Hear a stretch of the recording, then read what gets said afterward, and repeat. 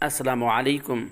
اگر آپ نے میرے چینل کو ابھی تک سبسکرائب نہیں کیا تو برائے مہربانی میرے چینل کو سبسکرائب کر لیں۔ تاریخ میں ایک ایسی شخصیت بھی موجود ہے جس کی سخاوت کی مثال لوگ آج بھی دیتے نہیں تھکتے۔ عرب میں اسلام سے پہلے برائیاں ہی برائیاں تھیں۔ وہاں کچھ لوگ ایسے بھی تھے جن میں ایک حاتم طائی بھی تھا۔ حاتم طائی کے بارے میں بے شمار کہانیاں بیان کی گئی ہیں، جس سے پتہ چلتا ہے حاتم طائی کی سخاوت ایک ضرب المثل ہے۔ حاتم طائی کا پورا نام حاتم ابن عبداللہ بن سعد بن طائی تھا۔ ان کی والدہ ایک دولت مند اور ایک سخی خاتون تھیں، جبکہ ان کے دادا کو ایسی جنونی سخاوت پسند نہ تھی۔ حاتم کے دادا نے اونٹوں کی نگرانی ان کے ذمے لگائی، لیکن حاتم طائی ایک ہی دن میں 300 کے قریب اونٹوں کو غریبوں میں تقسیم کر کے گھر آ گیا۔ اس واقعہ کے بعد ان کے دادا نے حاتم سے علیحدگی اختیار کر لی۔ حاتم طائی نے کہا اس واقعہ کے بعد ان کے دادا نے حاتم سے علیحدگی اختیار کر لی۔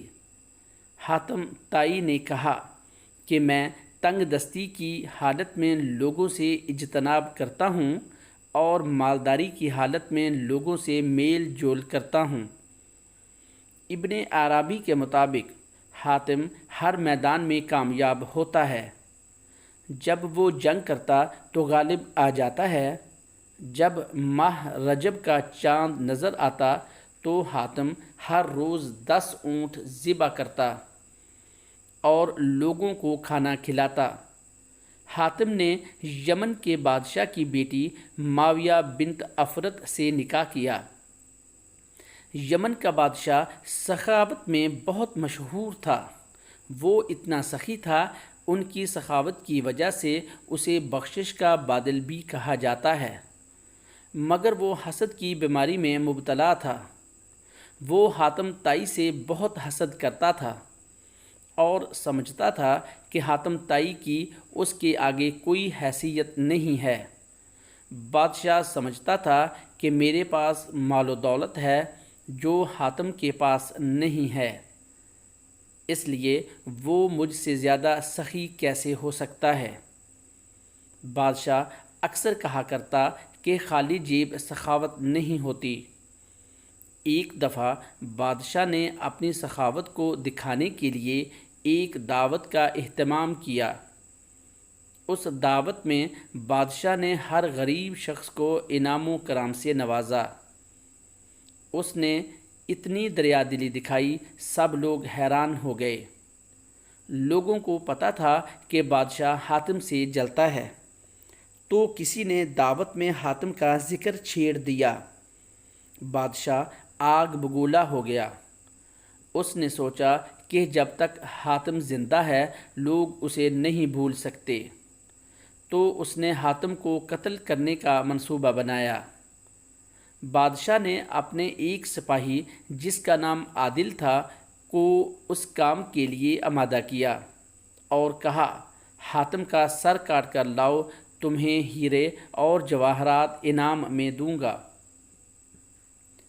اور تمہیں سپاہی سے کوتوال بنا دوں گا۔ عادل دن رات سفر کرتے ہوئے اپنی منزل تک پہنچ گیا۔ ابھی وہ قبیلے کی بستی سے کچھ دور ہی تھا، اسے ایک شخص مل گیا جو مہربان، ملن نثار اور خوبصورت بھی تھا۔ اس آدمی نے عادل سے شائستہ لہجے میں پوچھا کہ آپ کون ہیں اور کہاں جا رہے ہیں؟ عادل نے کہا میں ایک مسافر ہوں، یمن سے آیا ہوں، ایک رات بستی میں گزار کر واپس چلا جاؤں گا۔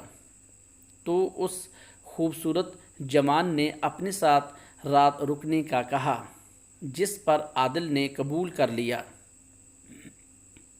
اس آدمی نے عادل کی مہمان نوازی کی، کھانا پیش کیا اور سونے کے لیے بستر دیا۔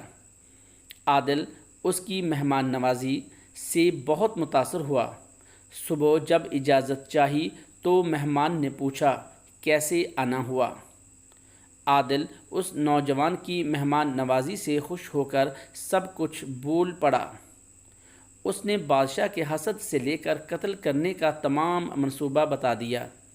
یہ سن کر اس نوجوان نے اپنی تلوار عادل کو دے دی اور اپنی گردن جھکا دی اور کہا، میں ہی حاتم طائی ہوں، میرا سر قلم کر کے بادشاہ کے پاس لے جاؤ اور اپنا انعام لو۔ یہ سن کر عادل شرمندہ ہوا اور خالی ہاتھ لوٹ گیا۔ عادل جب بادشاہ کے پاس پہنچا تو اسے بھی ساری کہانی بتا دی۔ تو بادشاہ بے اختیار بول پڑا، مجھ میں اور حاتم میں بہت فرق ہے۔ میں حاتم طائی کی جوتے کی خاک کے برابر بھی نہیں۔ اگر آپ کو یہ تحریر اچھی لگی ہو تو دوستوں کے ساتھ شیئر ضرور کریں۔